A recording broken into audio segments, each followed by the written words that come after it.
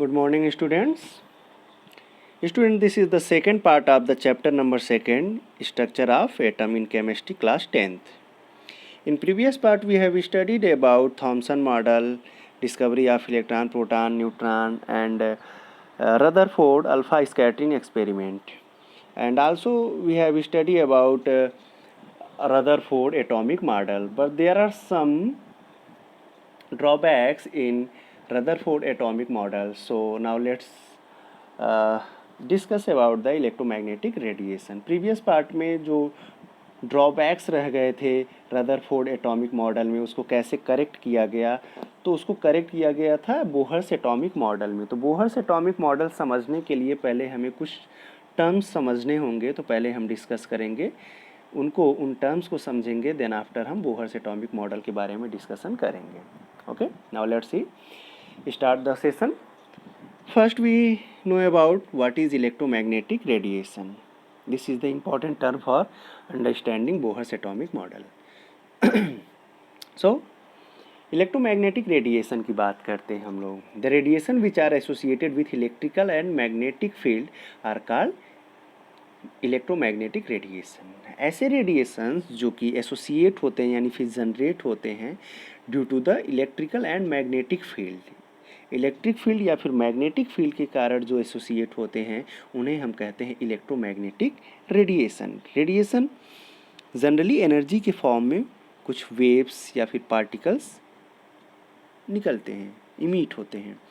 When an electrically charged particles moves under acceleration alternating electrical and magnetic field are produced and transmitted. जैसा कि हम लोगों ने previous part में पढ़ा था कि रदरफोर्ड के एटॉमिक मॉडल में ये क्लियर नहीं हो पाया था कि जो इलेक्ट्रॉन्स हैं, इलेक्ट्रॉन्स के पास एनर्जी कहाँ से आती है, एनर्जी कहाँ से आती है, फिर एनर्जी वो मूव कर रहे हैं तो वो एक्सिलरेट कर रहे हैं तो वहाँ पे इलेक्ट्रिकल और मैग्नेटिक फील्ड पे क्या इफेक्ट आता होगा, ये सारी चीज़ें रदरफोर्ड एक्सप्लेन नहीं कर पाए थे. तो उसी को हम यहाँ समझ रहे हैं. तो यहाँ पे बताया जा रहा है आपको कि when an electrically charge particle moves under acceleration, जब कोई electrical charge particle under acceleration move करता है, alternating electrical and magnetic field are produced and transmitted. तो वो प्रोड्यूस करता है क्या, radiation. Got it. These fields are transmitted in the form of waves. और जो उसमें से जो रेडिएशन होती है वो जो ट्रांसमिट करता है वो किसके फॉर्म में, वेव्स के फॉर्म में.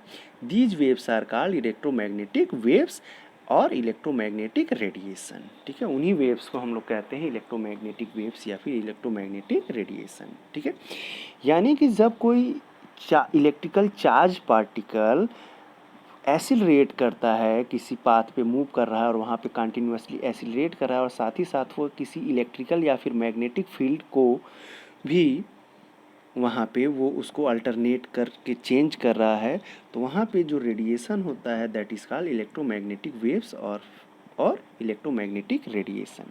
यानी यहाँ पे जो एनर्जी के फॉर्म में रेडिएशन इमिट हो रही है वेव के फॉर्म में या फिर एनर्जी के फॉर्म में, वो किसके कारण हो रही है, due to the acceleration of the moving charged body. Now let's see what is the property of electromagnetic radiation. तो क्या प्रॉपर्टीज़ होती हैं इलेक्ट्रोमैग्नेटिक रेडिएशन की, तो देखते हैं. Oscillating electric and magnetic field are produced by oscillating charge particles. देखिए वही चीज़ें हैं कि जब कोई इलेक्ट्रिक या फिर मैग्नेटिक फील्ड में कोई भी ऑसिलेटिंग चार्ज पार्टिकल ऑसिलेट करता है, ठीक है, these fields are perpendicular to each other. तो ये दोनों फील्ड्स जो होते हैं इलेक्ट्रिकल फील्ड और मैग्नेटिक फील्ड, ये दोनों ही एक दूसरे के परपेंडिकुलर होते हैं and both are perpendicular to the direction of propagation of the wave.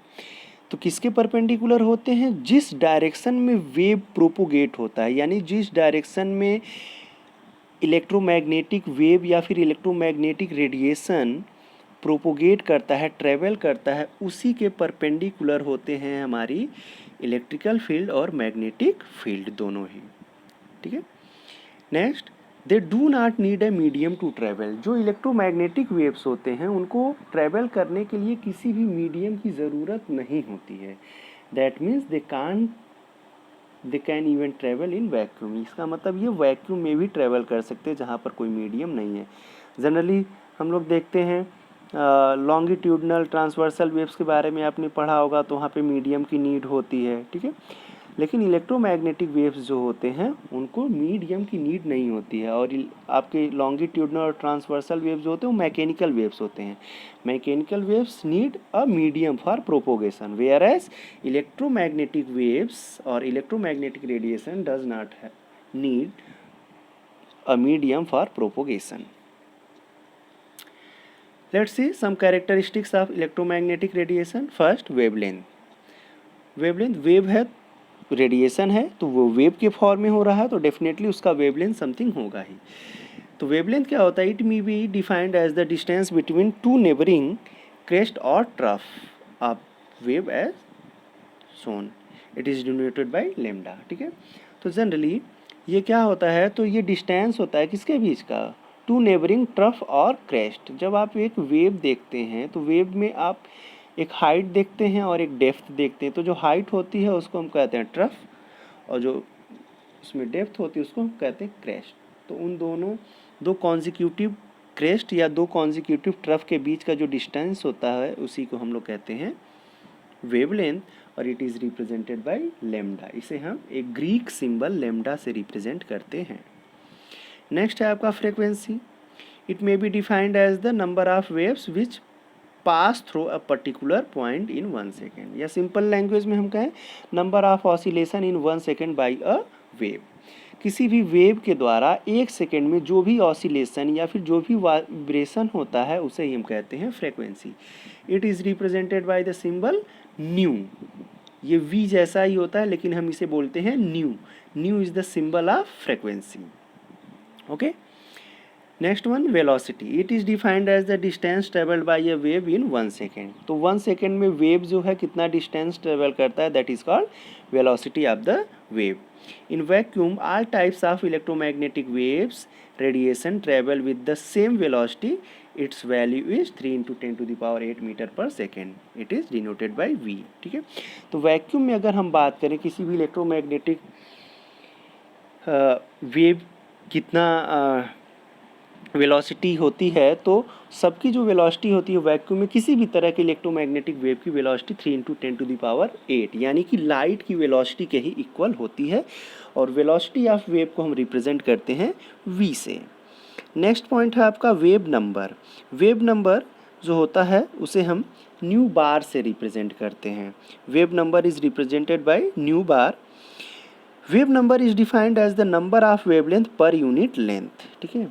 Number of wavelength per unit length, यानी पर्टिकुलर लेंथ में कितने वेवलेंथ बन रहे, जैसे 1 मीटर में कितने वेवलेंथ बन रहे हैं, उसी को हम लोग कहते हैं वेव नंबर, ठीक है। अब यहाँ पे आप थोड़ा सा कंफ्यूज नहीं होंगे, थोड़ा ध्यान देंगे कि यहाँ पे सपोज दैट जब कोई वेव ट्रेवल करता है, प्रोपोगेट करता है, तो उसकी वेवलेंथ अलग होती है, लेकिन वो कितना डिस्टेंस कवर कर रहा है, उस डिस्टेंस में कितनी बार वेवलेंथ, मतलब वेवलेंथ से आप डिवाइड कर देंगे तो वही आता है वेव नंबर। सपोज दैट वो 2 किलोमीटर डिस्टेंस ट्रेवल कर रहा है और उसका जो वेवलेंथ है वो 10 मीटर है, तो आप 2 किलोमीटर जो है उसको आप जब डिवाइड कर देंगे 10 मीटर से तो आपका आ जाएगा वेव नंबर, जिसके हम न्यू बार से रिप्रेजेंट करते हैं। वेलोसिटी का फार्मूला होता है frequency into wavelength. C is equals to nu into lambda, where C is represented by velocity of light. Generally velocity of light की बात करते हैं, और न्यू जो होता है फ्रीक्वेंसी और वेवलेंथ होता है आपका लेमडा। तो यहाँ वेलोसिटी को हम v से भी या फिर हम c से भी रिप्रेजेंट करते हैं, क्योंकि यहाँ पे जनरली इलेक्ट्रोमैग्नेटिक वेव की बात की जा रही है जो कि लाइट की स्पीड के इक्वल होता है। अब हम लोग डिस्कस करेंगे प्लांक्स क्वांटम थ्योरी के बारे में, ठीक है। The radiant energy is emitted और absorbed not continuously but discontinuously in the form of small discrete packet of energy called quantum. In case of light, the quantum of energy is called a photon or quanta, ठीक है।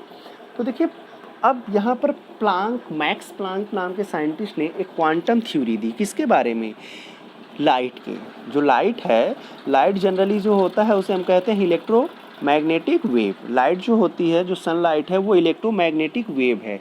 तो generally electromagnetic wave जो होता है उसी के बारे में यहाँ पे प्लांक ने एक अपनी थ्योरी दी कि जो एनर्जी होती है, ठीक है, लाइट की जो एनर्जी होती है या फिर जो इलेक्ट्रोमैग्नेटिक वेव की जो एनर्जी होती है वो कंटिन्यू इमिट या एब्जॉर्ब नहीं होती है, वो बल्कि डिसकंटिन्यूअस फॉर्म में होती है।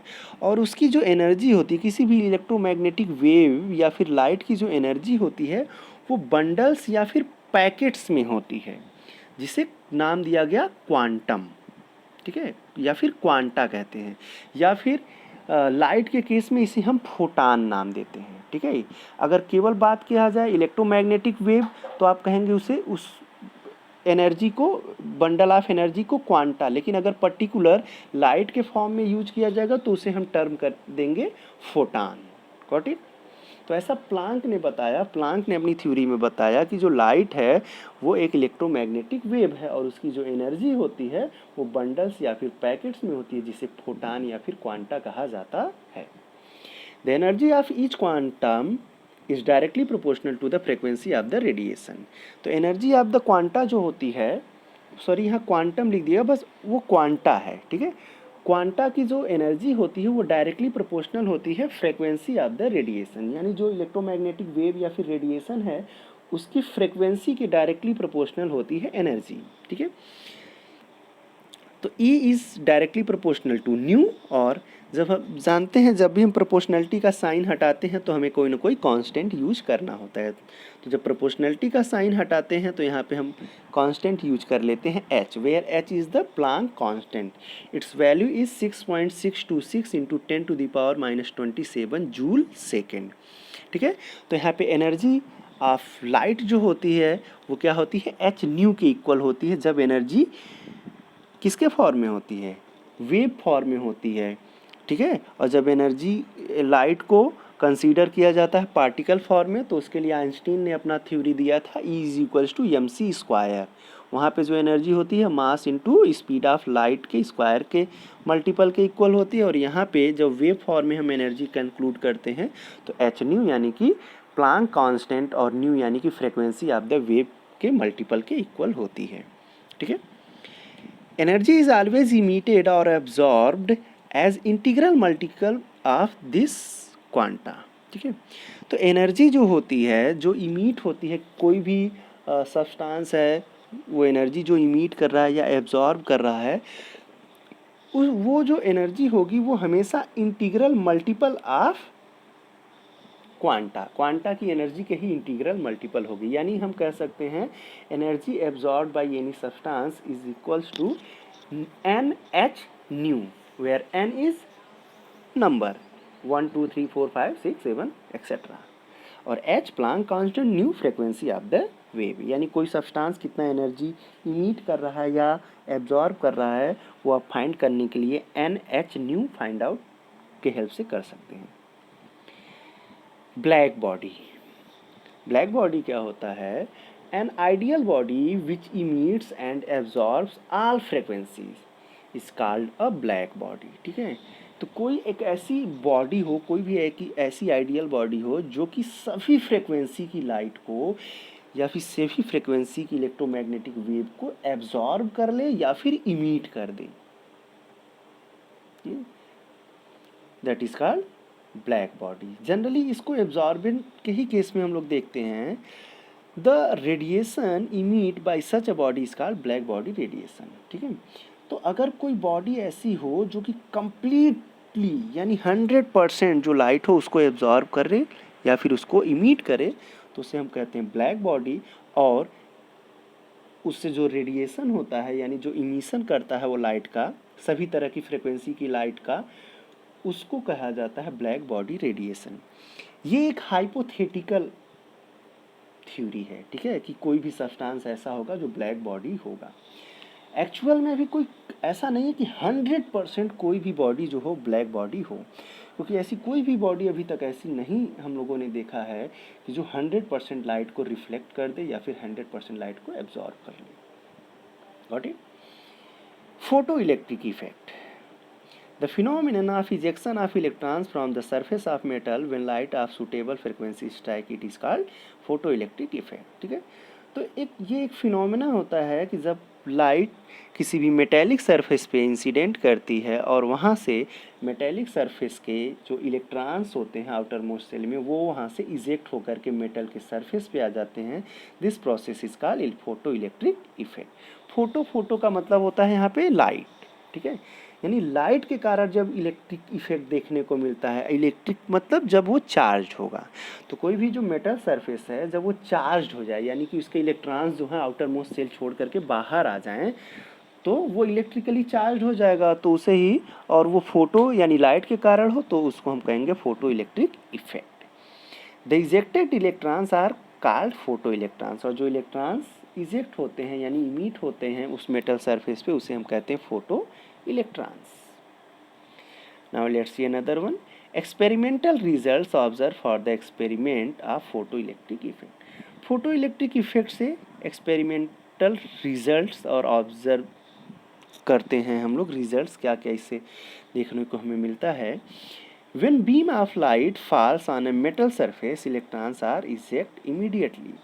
जब कोई बीम ऑफ लाइट किसी भी मेटेलिक सरफेस पे इंसिडेंट करती है तो उसके जो आउटर मोस्ट सेल के इलेक्ट्रॉन्स होते हैं तुरंत वो इजेक्ट हो जाते हैं और उसके सरफेस पे आ जाते हैं। That is called photoelectric effect. Number of electrons ejected is proportional to intensity और ब्राइटनेस ऑफ लाइट। ये मोस्ट इंपॉर्टेंट पॉइंट है कि क्या सारे इलेक्ट्रॉन्स आ जाएंगे, क्योंकि किसी भी मेटेलिक कोई भी मेटल होगा उसमें बहुत सारे एटम्स होंगे, तो क्या सभी एटम्स के इलेक्ट्रॉन्स बाहर आ जाएंगे सरफेस पे, या फिर उसमें कुछ कंडीशन है? तो बिल्कुल वहाँ कंडीशन है। कितने इलेक्ट्रॉन्स इजेक्ट होंगे ये डिपेंड करती है इंटेंसिटी या फिर ब्राइटनेस ऑफ लाइट, यानी लाइट की इंटेंसिटी जितनी अधिक होगी उतनी ही अधिक इलेक्ट्रॉन्स वहाँ पर इजेक्ट होंगे।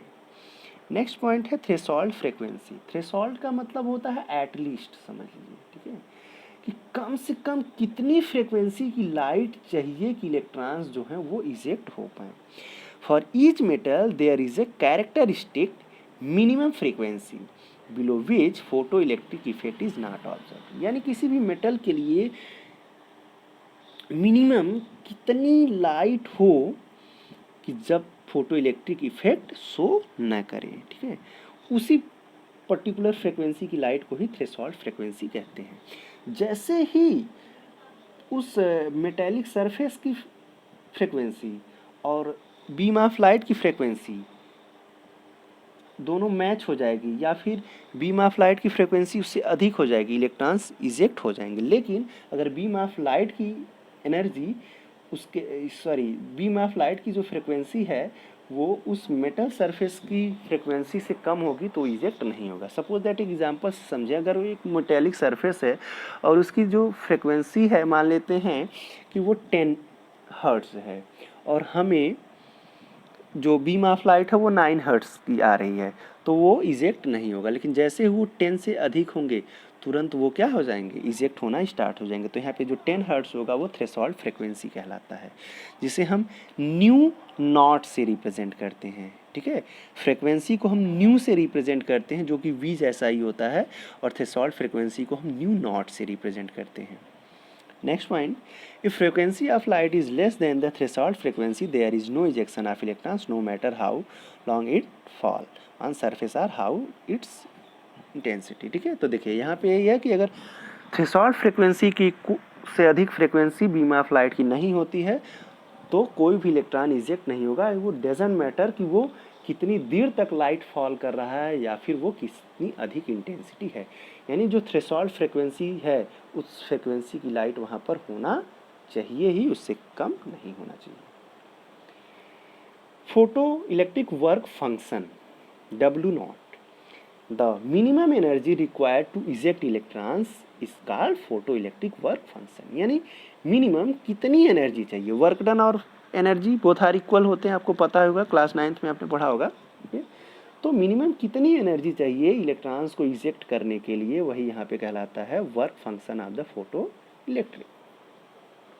W not is equals to होता है H nu not, where W not is work function, H is Planck constant and nu naught is threshold frequency of the wave.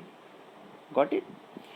Energy of the ejected electron, जो ejected electron है उसकी energy कितनी होगी, तो वो होता है H nu minus nu not is equals to half M V square. ठीक है, तो यहाँ पे nu minus nu not, nu frequency, nu not threshold frequency, H Planck constant, M mass, V velocity. Got it? यहाँ पे mass of electron होगा, ध्यान रखेंगे, मास ऑफ वेव नहीं होगा, वेव का कोई मास नहीं होता है, मास ऑफ इलेक्ट्रॉन है वो। ठीक है, एंड V जो होगा वेलोसिटी ऑफ इलेक्ट्रॉन। अब बात करते हैं dual behaviour of electromagnetic radiation. ठीक है, तो ड्यूअल बिहेवियर का पहले माना जाता था कि इलेक्ट्रोमैग्नेटिक रेडिएशन जो है वो इलेक्ट्रोमैग्नेटिक वेव के ही फॉर्म में हो रहा है, और वहाँ पे उसकी जो लाइट की जो एनर्जी है वो क्वांटा या फोटान के फॉर्म में प्रेजेंट होती है। लेकिन उस बाद में देखा गया कि इलेक्ट्रोमैग्नेटिक रेडिएशन ये डुअल कैरेक्टर को शो करता है। The light possess both particle and wave like property. Light जो है वो दोनों तरह की प्रॉपर्टी शो कर रहा है। वेव मैक्स प्लैंक के अकॉर्डिंग, पार्टिकल वो आइंस्टीन के according.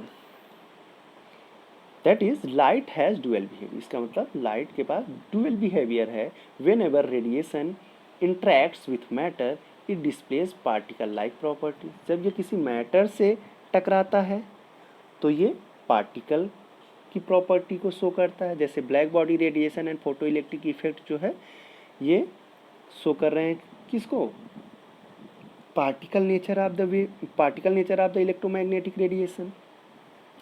Wave like properties are exhibited when it propagates interference और डाइफ्रैक्शन।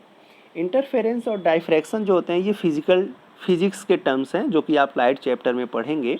जैसे आप रिफ्लेक्शन और रिफ्रैक्शन पढ़ते हैं उसी तरह से ये भी दोनों फिनोमेनन होते हैं जो कि आप नेक्स्ट क्लासेस में डिस्कस करेंगे। ठीक है, तो वहाँ पर वो वेव को रिप्रेजेंट करता है। ठीक है, तो इससे पता चलता है कि जो इलेक्ट्रोमैग्नेटिक रेडिएशन होता है या फिर जो लाइट होता है उसके ड्यूअल बिहेवियर होते हैं, पार्टिकल नेचर और वेव नेचर दोनों हैं। अब हम बात करते हैं स्पेक्ट्रम। सॉरी स्टूडेंट्स, यहाँ स्पेलिंग मिसिंग हो गई है, RUM होगा, आप उसको समझ लीजिएगा। स्पेक्ट्रम क्या होता है? तो स्पेक्ट्रम आप क्लास 10th में हमने बताया ही था। When a white light is pass through a prism, जब कोई वाइट लाइट प्रिज्म से पास आउट होती है it splits into a series of colour band known as spectrum. तो 7 कलर में वो स्प्लिट हो जाती है, उसे ही हम बैंड ऑफ 7 कलर को ही स्पेक्ट्रम कहते हैं। Spectrum is of 2 types. Spectrum जो होता है वो 2 तरह का होता है, कंटिन्यूअस एंड लाइन स्पेक्ट्रम। 2 तरह का स्पेक्ट्रम होता है, कंटिन्यूअस और लाइन। तो पहले हम लोग देखते हैं continuous spectrum. The spectrum which consist of all the wavelengths is called continuous spectrum. यानी ऐसा स्पेक्ट्रम जो सभी वेवलेंथ को कंसिस्ट करता है, सभी कलर के वेवलेंथ को कंसिस्ट करता है, उसको हम बोलते हैं कंटिन्यूअस स्पेक्ट्रम। लाइन स्पेक्ट्रम की बात करें, a spectrum in which only specific wavelengths are present is known as line spectrum.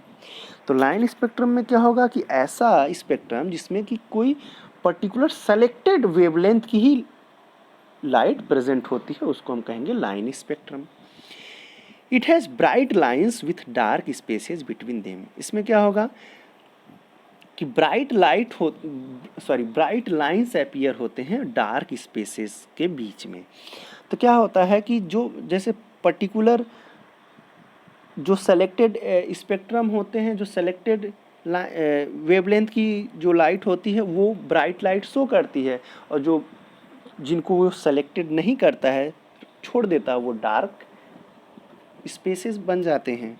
ठीक है, इसी वजह से ये कंटिन्यूअस नहीं दिखाई देता है, ये ब्राइट लाइट और फिर डार्क स्पेसेस के बीच में दिखाई देता है। Electromagnetic spectrum is a continuous spectrum. जो इलेक्ट्रोमैग्नेटिक स्पेक्ट्रम है या इलेक्ट्रोमैग्नेटिक रेडिएशन का जो स्पेक्ट्रम वो कॉन्टिन्यूअस है, ठीक है। It consist of a range of electromagnetic radiation arrange in order of increasing wavelength और डिक्रीजिंग फ्रिक्वेंसी, ठीक है। तो ये कंटिन्यूअस स्पेक्ट्रम है, तो इसमें रेंज ऑफ इलेक्ट्रोमैग्नेटिक रेडिएशन यानी एक पर्टिकुलर पॉइंट से लेकर के, जैसे अगर हम कहें कि अलग अलग हम वेव्स की वेवलेंथ लेते हैं, सपोज दैट 1 नैनोमीटर से 1000 नैनोमीटर, 1000 नैनोमीटर से 2000 नैनोमीटर, तो इसमें एक पर्टिकुलर रेंज होता है, चाहे इंक्रीजिंग ऑर्डर का चाहे वो डिक्रीजिंग ऑर्डर, ठीक है। इसको हम जनरली इंक्रीज करते हैं ऑर्डर ऑफ इंक्रीजिंग वेवलेंथ और डिक्रीजिंग ऑर्डर ऑफ फ्रिक्वेंसी में, ठीक है। ये एक दूसरे के रेसिप्रोकल होते हैं। अगर फ्रिक्वेंसी बढ़ती है तो वेवलेंथ घटती है और वेवलेंथ बढ़ती है तो फ्रिक्वेंसी घटती है। It extends from radio waves to gamma rays, ठीक है। तो ये रेडियो वेव की जो आपकी वेवलेंथ होती है वो सबसे कम होती है और गामा रेज की सबसे अधिक होती है। तो इसको हम ऐसे अरेंज कर सकते हैं। Spectrum is also classified as emission and absorption. Sorry, यहाँ पे लाइन स्पेक्ट्रम अगेन लिख दिया गया है, आप उसको करेक्ट कर लीजिएगा students. Spectrum is also classified as emission and absorption spectrum, ठीक है। तो यहाँ लाइन नहीं है, ध्यान देंगे, emission and absorption spectrum, got it. अब हम लोग बात करते हैं इमिशन एंड एब्जॉर्प्शन स्पेक्ट्रम की।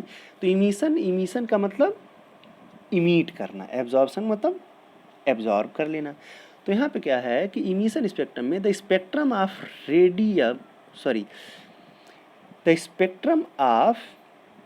Radiation emitted by a substance that has absorb energy is called an emission spectrum, ठीक है। यानी कि पर्टिकुलर कोई सब्सटेंस जो एनर्जी को एब्जॉर्ब किया है, जब उसको रेडिएशन के फॉर्म में इमिट करता है तो उसे हम कहेंगे emission spectrum, got it. Suppose that जैसे कोई जो मेटल होता है, मेटल के जैसे अभी हमने फोटो इलेक्ट्रिक इफेक्ट के बारे में जाना, तो उसमें क्या होता है कि जो इलेक्ट्रॉन्स होते हैं वो बहुत ही कम समय के लिए ही वो एक्साइटेड होकर के सरफेस पे जाते हैं। ऐसा नहीं कि उन पे लाइट पड़ रही तो वो हमेशा के लिए बाहर चलेगा, नहीं। तो वहाँ पे वो लाइट को पहले एब्जॉर्ब किए, तो लाइट जो एब्जॉर्ब किए होंगे वो पर्टिकुलर वेवलेंथ का होगा, तो वो कहलाएगा उसका एब्जॉर्प्शन स्पेक्ट्रम। और जब वो एब्जॉर्ब करके हायर स्टेट में आ जाते हैं तो कुछ ही क्षण के बाद वो फिर अपने ग्राउंड स्टेट में आते हैं। तो जब वापस आते हैं तो वो जो एब्जॉर्ब एनर्जी किए रहते हैं, एब्जॉर्ब किए रहते हैं स्पेक्ट्रम को, उसको वो इमिट करते हैं, that is called emission spectrum, got it. तो absorption spectrum is the spectrum obtain when radiation is passed through a sample of material. यानी जब रेडिएशन किसी मटेरियल से पास्ड होता है, then the sample absorb radiation of certain wavelength. तो वो क्या करता है, वो पर्टिकुलर सब्सटेंस जो होता है वो सर्टेन वेवलेंथ की लाइट को एब्जॉर्ब कर लेता है, that is called absorption spectrum. The wavelengths which are absorb और missing and come as dark line, ठीक है। तो जो वो एब्जॉर्ब कर लेता है वही डार्क लाइन दिखाई देती, क्योंकि वहाँ पे लाइट नहीं होगी तो वो ब्राइट नहीं शो करेगा, वो डार्क शो करेगा। अब इसमें अलग अलग साइंटिस्ट ने इसको बारी बारी से किया और कुछ सीरीज़ उन्होंने निकाल करके दिया। तो Lyman, Balmer, Paschen, Brackett, Pfund and एक और हैं जो कि अभी न्यूली ऐड किए गए हैं, हम्फ्री, ठीक है।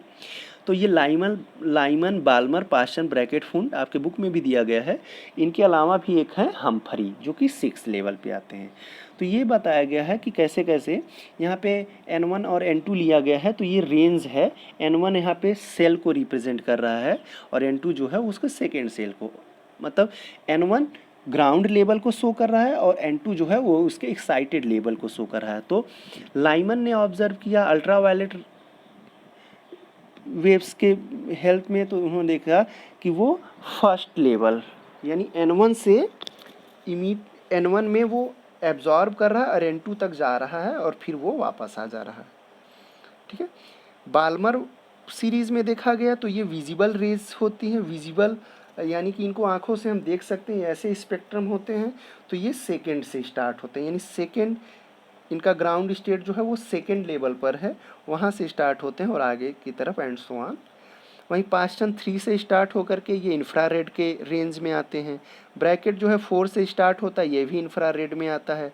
फुंड जो है वो 5 से होता है, वो भी इंफ्रारेड में आता है। और जो हम्फ्री है वो 6 से स्टार्ट होता है, ठीक है, and so on.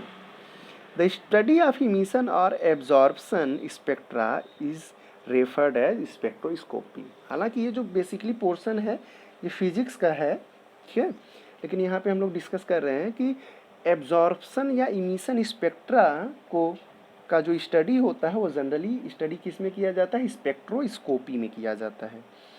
Spectral lines for atomic hydrogen, यानी हाइड्रोजन के लिए, हाइड्रोजन अगर यहाँ पे पर्टिकुलर सब्सटेंस हाइड्रोजन लिया जाए तो उसके लिए अगर स्पेक्ट्रल लाइंस जो कि लाइमन, बाल्मर, पाशन, ब्रैकेट, फुंड वो किस रेंज में आएंगे वो अगर हमें फाइंड करना है तो वो हम फाइंड करते हैं इस फार्मूले से, जो कि आपका रेडबर्ग इक्वेशन कहलाता है, जो कि न्यू बार यानी कि वेव नंबर, ठीक है, इज इक्वल टू 109,677। ये पॉइंट नहीं है, कॉमा है, ठीक है।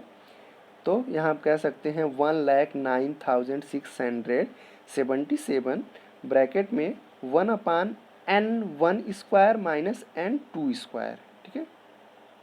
तो यहाँ पे n1 और n2 आप ऊपर देख ही रहे हैं और इसकी यूनिट होती है पर सेंटीमीटर, ठीक है। तो यहाँ पे रेडबर्ग जो है वो 109,677 वो रेडबर्ग कांस्टेंट होता है, ठीक है। और इस फार्मूले के हेल्प से आपको गिवन रहेगा, जैसे कि पर्टिकुलर दे दिया जाता है कि इस सीरीज़ की मतलब n1 की वैल्यू ये है, n2 की वैल्यू ये है, और आपको फाइंड करना रहेगा कि ये किस रीजन के स्पेक्ट्रल लाइंस होंगी। तो आप इसी फार्मूले से फाइंड आउट कर सकते हैं और बता सकते हैं कि वे अल्ट्रा वायलेट होगी, विजिबल होगी, इंफ्रारेड होगी, रेडियो होगी, गामा होगी, क्या होगी, एक्सरे होगी, वो सब आप बता सकते हैं। इस पे बेसिकली एक क्वेश्चन आपके एनसीईआरटी बुक में दिया गया है और उसके बहुत ज़्यादा चांसेस होते हैं कि वो पूछा जाए। सीधा सीधा यहाँ पे बस आपको क्वेश्चन पढ़ना है और वैल्यू पुट करके फाइंड आउट कर लेना है। अब हम बात करते हैं Bohr's model of for hydrogen atom. ये सारी थ्योरीज जितनी भी अभी तक हम लोगों ने जितने भी टर्म्स पढ़े वो सब इसी में, क्योंकि बोहर ने इन सभी थ्योरीज के आने के बाद ही सबको कंक्लूड करके अपना मॉडल दिया था, ठीक है। तो उन्होंने बेसिकली हाइड्रोजन के बारे में बताया। तो क्या बताया उन्होंने कि an electron in the hydrogen atom can move around the nucleus in a circular path of fixed radius and energy. तो जो इलेक्ट्रॉन है हाइड्रोजन एटम में वो अराउंड द न्यूक्लियस एक सर्कुलर फिक्स पाथ पर रोटेट करता है, जिसकी रेडियस और एनर्जी दोनों फिक्स्ड है। These paths are called orbits और एनर्जी लेवल। इन पाथ को नाम दिया उन्होंने एनर्जी लेवल या फिर ऑर्बिट्स, ठीक है। These orbits are arranged concentrically around the nucleus, ठीक है। और इस तरह से यहाँ पे कई सारे एनर्जी लेवल या फिर ऑर्बिट्स हैं और सारे वो हैं कॉन्सेंट्रिक हैं, यानी सबका जो सेंटर है वो एक ही है, कौन, न्यूक्लियस, ठीक है। यानी कि हाइड्रोजन एटम है उसमें न्यूक्लियस के अराउंड कई सारे एनर्जी लेवल या फिर ऑर्बिट्स हैं जिसकी पर्टिकुलर फिक्स्ड रेडियाई और फिक्स्ड एनर्जी लेवल होता है, जिसमें कि इलेक्ट्रॉन्स रोटेशन करते हैं और जितने भी ऑर्बिट्स हैं वो सारे कॉन्सेंट्रिक हैं towards the nucleus. As long as an electron remains in a particular orbit, it does not lose or gain energy and its energy remain constant. किसी भी पर्टिकुलर एनर्जी लेवल में जब इलेक्ट्रॉन रहता है या ऑर्बिट में electron रहता है तो उस इलेक्ट्रॉन की एनर्जी न तो बढ़ती है न ही घटती है, यानी न तो वो एनर्जी गेन करता है न ही एनर्जी वो लॉस करता है, क्योंकि एक्चुअल में उस इलेक्ट्रॉन को जो एनर्जी मिल रही है वो उस एनर्जी लेवल से मिल रही है, उस ऑर्बिट से एनर्जी मिल रही है। When transition occurs between two stationary states that differ in energy, the frequency of the radiation absorbed or emitted can be calculated. यानी कि अगर अब देखिए दो अलग अलग हम एनर्जी लेवल को कंपेयर करते हैं तो उनकी एनर्जी लेवल यानी जो ऑर्बिट्स हैं उनको जब हम कंपेयर करेंगे तो उनकी दोनों की एनर्जी भी अलग होगी और दोनों की फ्रिक्वेंसीज भी अलग होती है।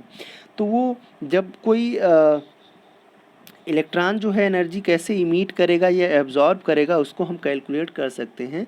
यहाँ पे nu frequency is equals to delta E, यानी कि change in energy upon H, Planck constant. ठीक है, तो वही जो फार्मूला है E is equals to H nu, उसी से ये फार्मूला आया है, ट्रांसफर कर दिया गया इधर उधर, तो nu is equals to delta E upon H, where delta E क्या है, चेंज इन एनर्जी। तो चेंज निकालना है तो आप E2 माइनस E1 कर देंगे, बाद वाली एनर्जी में से पहले वाली एनर्जी सब्ट्रैक्ट कर देंगे तो हमें चेंज इन एनर्जी मिल जाएगा। तो यहाँ से हम फाइंड आउट कर सकते हैं उस पर्टिकुलर फ्रिक्वेंसी को।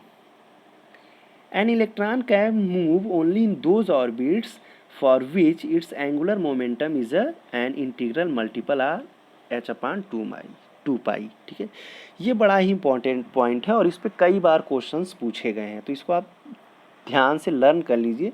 बहुत बार कॉम्पिटिटिव एग्जाम्स में भी पूछे गए हैं। ठीक है, कि जो एंगुलर मोमेंटम के इंटीग्रल मल्टीपल कितने के होता है, तो h अपॉन 2 पाई, ये हमेशा ध्यान रखना है। तो उन्होंने बताया कि ऐसा नहीं है कि सभी ऑर्बिट्स में इलेक्ट्रॉन्स प्रेजेंट होंगे, केवल उन्हीं ऑर्बिट्स में इलेक्ट्रॉन प्रेजेंट होंगे जिनका एंगुलर मोमेंटम, ठीक है, is an integral multiple of h upon 2 पाई, जिनका एंगुलर मोमेंटम h अपॉन 2 पाई के इंटीग्रल मल्टीपल होगा, उसी में इलेक्ट्रॉन्स प्रेजेंट होंगे, सभी ऑर्बिट्स में इलेक्ट्रॉन प्रेजेंट नहीं होंगे।